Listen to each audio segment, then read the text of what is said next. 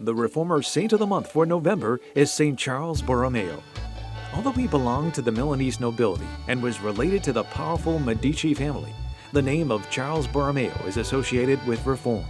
He lived during the time of the Protestant Reformation and desired to devote himself to the Church. In 1559, when his uncle Cardinal de' Medici was elected Pope Pius IV, he made Charles Cardinal Deacon and administrator of the Archdiocese of Milan. At the time, Charles was still a layman and a young student. He was eventually appointed Secretary of State with responsibility for the Papal States. He was ordained a priest at the age of 25 and was then consecrated Bishop of Milan. During the Council of Trent, when it was on the verge of breaking up, Charles worked behind the scenes to keep it going. He encouraged the Pope to renew the council in 1562 after it had been suspended for 10 years.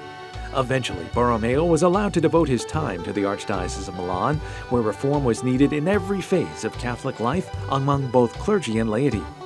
Charles initiated a provincial council of all the bishops under him.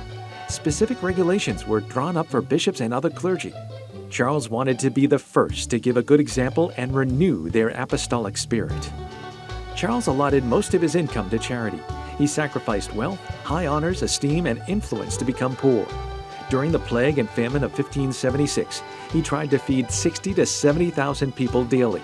To do this, he borrowed large sums of money that required years to repay. While the civil authorities fled at the height of the plague, Charles stayed in the city, where he ministered to the sick and the dying.